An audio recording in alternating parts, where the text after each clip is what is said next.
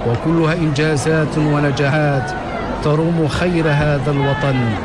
مدينة العيون تحتفي بزيارة الميمونة المباركة التي شرف بها جلالة الملك هذه الأقاليم، زيارة لتجديد العهد مع مواطني هذه الأرض الطيبة الوفية للأشراف العلويين الأماجد الذين اصطفاهم المولى عز وجل لهذه البلاد، فضمنوا وحدتها وجمعوا شملها ووطدوا أمنها وأعلوا شأنها وخطوا بها على درب الخير والهناء.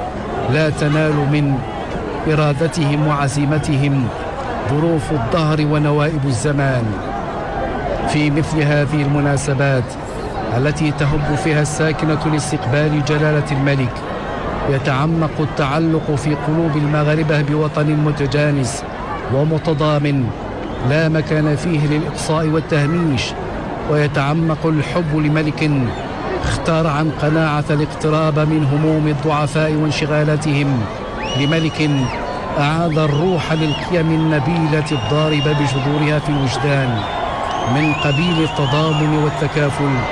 يتعمق التمسك بمجتمع التعددية وترسيخ المؤسسات، بمجتمع تطوير الاقتصاد وتعزيز الخدمات. مدينة عيون الساقية الحمراء وهي تستقبل جلالة الملك أضفت عليها مظاهر الاحتفال المختلفة توهجا وإشعاعا، وجعلتها في مستوى الحدث الذي يسجل في تاريخ المدينة بمداد الفخر والاعتزاز. وصور الاحتفال التي عمت المدينة ليست إلا تعبيرا عن حب الأوطان وتجسيدا للوحدة التامة والإجماع حول رمز الأمة ورائد مسيرتها والصائم لمقدساتها والراعي الأمين لشعبها. وما البهجة المنبثقة عن الروح الوطنية إلا تعبير عن التأييد المطلق الذي تتجسد بواسطته قوة الأمة وإرادتها الفاعلة وجوهر تماسكها وانسجامها. لوحة من لوحات التلاحم بين شعب وفى لعرشه ملتف حول رمز وحدته، وملك متفان في خدمة بلده اختار له نهج الحداثة والديمقراطية. فرحة عارمة وسعادة غامرة تليق بأهمية الحدث. فما الزيارة الملكية الميمونة لحاضرة الصحراء المغربية مدينة العيون التي اكتست أبهى حلة وتجملت بكافة مباهج الزينة وتجلت بها كافة مظاهر الفرح والسرور وتجليات البهجة والحبور. مدينة العيون تحولت إلى فضاء احتفالي ينبض بالمحبة ويسطع بمعاني الاستمرارية.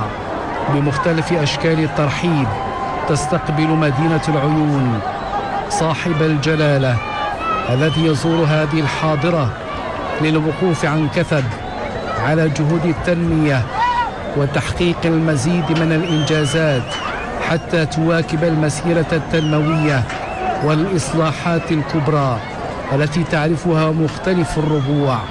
مدينة العيون تعيش اليوم حدثا مشهودا، وهي تخصص هذا الاستقبال الشعبي الكبير لجلالة الملك في أجواء احتفالية موسومة بالحب والإجلال ومعطرة بمشاعر التقدير والإكبار. إلى هنا سيداتي سادتي نودعكم وإلى اللقاء.